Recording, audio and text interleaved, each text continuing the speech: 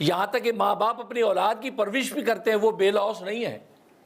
اب ماں کہ میں نے تو بے لوث تم بچوں کو پالا ہے، باپ کہ میں نے بے لوث تم لوگوں کو پالا، نہیں، بے لوث نہیں ہے، اس کے پیچھے لاس ہے۔ وہ کیا لاس ہے؟ وہی لاس یہ ہے کہ ان بچوں کو ہم پالیں گے، یہ بچے کل کو ہمارا سہارا بنیں گے۔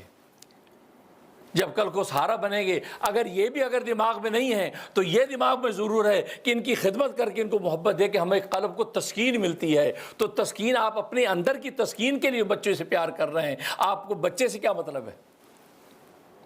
حضرت حکیم العلوم تھانوی رحمۃ اللہ بڑی اچھی مثال دی کہ چھوٹا بچہ آپ کا رو رہا ہو، ساتھ والے کمرے میں رو رہا ہو، ماں کو ایک دم کھچ پڑے گی، ارے رو، دیکھو کیا ہوا، اب فوراً خالہ کی آواز آئے، اس کی یعنی خالہ کی آواز آئے، کہا کہ نہیں کوئی بات نہیں بہن، یہ میرے پاس ہے، میں اس کی ڈائپر چینج کر رہی ہوں، تو وہ اس کی جو بے چینی ماں کی فوراً ختم ہو جائے گی۔ اب بچہ ابھی بھی رو رہا ہے، بچہ ابھی بھی رو رہا ہے، لیکن اب یہ مطمئن اپنا کام کر رہی ہے۔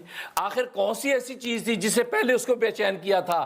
اصل میں اس کے اپنے دل کی جو تکلیف تھی، اسے اپنی دل کی تکلیف کو دور کرنے کے لیے سارا ایکشن کیا تھا۔ اس کو بچے سے کوئی مطلب نہیں تھا، اس کو رونے سے مطلب نہیں تھا۔ کیوں؟ جب خالہ نے کہا کہ میرے پاس ہے، اب اس میں دل میں تکلیف کیوں نہیں ہے؟ اس کا مطلب اس کی جو بے چینی ہے یا اپنی بے چینی کو دور کرنے کے لیے دوڑ رہی تھی۔ تو ماں باپ بھی جو اولاد کی خدمت کرتے ہیں اس کے پیچھے بھی لاس ہے۔ کچھ نہ ہو تو کم سے کم وہ سوچتے آخرت میں ہمیں اس کا ثواب ملے گا، آخرت میں ہمیں اجر ملے گا۔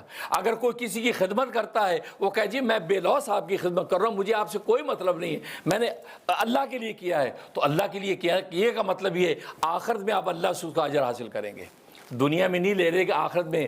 تو کوئی بھی بے لوث نہیں ہے، صرف اللہ تبارک و تعالیٰ کے ذات وہ ہے، وہ اگر ہمارے ساتھ بھلا کرتی ہے، اللہ کو ہم سے کوئی لوث نہیں ہے، اللہ کو ہم سے کوئی مطلب نہیں ہے۔ اگر اللہ ہمیں نواز بھی دے تو اس کے خزانوں میں کمی نہیں ہے، اللہ اگر نہ کچھ دے تو اس کے خزانوں میں کوئی اضافہ نہیں ہے۔ اللہ تبارک و تعالیٰ ہمارے ساتھ جو بھلا کرتا ہے وہ بھلا بے لوث کرتا ہے، اس کو ہم سے کوئی مطلب نہیں۔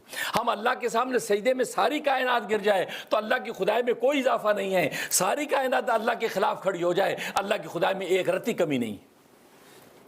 تو اللہ کی ذات کو ضرورت نہیں، آپ کو ضرورت ہے۔ آپ اللہ کے سامنے سجدے میں گریں، آپ اللہ کے جو ہے لبیک اللہم لبیک کے نعرے لگائیں، آپ جو ہے رکوع کے اندر جھکے نظر آئیں، آپ زکاتیں بانٹتے نظر، یہ آپ کی ضرورت ہے، اللہ تبارک و تعالیٰ کی ضرورت نہیں ہے۔ اللہ جو ہے بالکل مستغنی کامل ہے، اس کو کسی قسم کا کوئی احتیاج نہیں۔ اللہ الصمد، اللہ بے نیاز ہے، مطلب وہ صمدیت کی شان اس کی ایسی ہے کہ وہ کسی کا محتاج نہیں، ساری کائنات اس کی محتاج ہے۔